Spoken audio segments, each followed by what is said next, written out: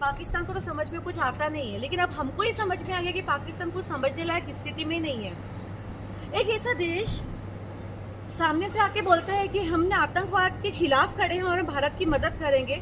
दूसरी तरफ जैसे ही भारत ने पहलगाम के अटैक का बदला लिया और केवल आतंकवादी सेंटर पे हमला किया, इनको मिर्ची लगी, इनको बुरा लगा। इन्होंने बहुत अच्छे से उनका अंतिम संस्कार तक में भाग लिया। उसके बावजूद उन पे लड़ाई, हमारे पे वापस लड़ाई करने का क्या मतलब था? बट इन्होंने किया। हमारे कितने शहरों पे इन्होंने 10 से 15 शहरों के ऊपर इन्होंने हमला किया। सैन्य ठिकानों पे हमला किया, हमने तो कहीं नहीं किया था। और ये बात सब सोच रहे थे, विचार कर रहे थे, पर भला हो मोदी जी का। मोदी जी को मैं हमेशा बाबूजी कहती हूँ।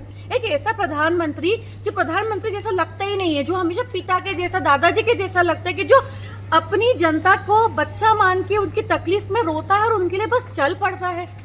सालों से न जाने कितने सारे आतंकवादी हमले हुए हैं, हम सब कितने परेशान हुए हैं, दंगे हुए हैं, बिलक बिलक के रह गए, लेकिन कभी किसी ने हमारी वो बात नहीं सुनी जो माननीय मोदी जी ने हमारी सुनी है। वो हमारे एक ऐसे पालनहार हो गए हैं कि हमको एक ऐसा विश्वास हो गया, जब पहलगाम पे अटैक हुआ तब भी मन के अंदर ये विश्वास था कि बस अभी चुटकियों में कुछ होने वाला है, और जो होगा वो इस तरह की डंके की चोट पे हुआ, क्योंकि अब मोदी जी समझ चुके हैं कि पाकिस्तान की चाल क्या है, वो क्या कर सकता है और किस हद तक जाता है, उसको किस प्रकार से रोका जाता है। बहुत बहुत धन्यवाद प्रधानमंत्री मोदी जी और हमारी सैन्य बल को, जो लगातार इतनी हिम्मत से लगातार काम में लगे हुए हैं। उसके अलावा मोदी जी का सेना को खुली छूट दे देना, विश्वास करना उनकी बुद्धिमत्ता पे, उनके साहस पे, कि जाओ जाके जो समझ में है, जिस दिन समझ में है, जितने ठिकानों पे जाओ, जाके जैसा करना है कर दो स्ट्राइक। कौन करता है ऐसा?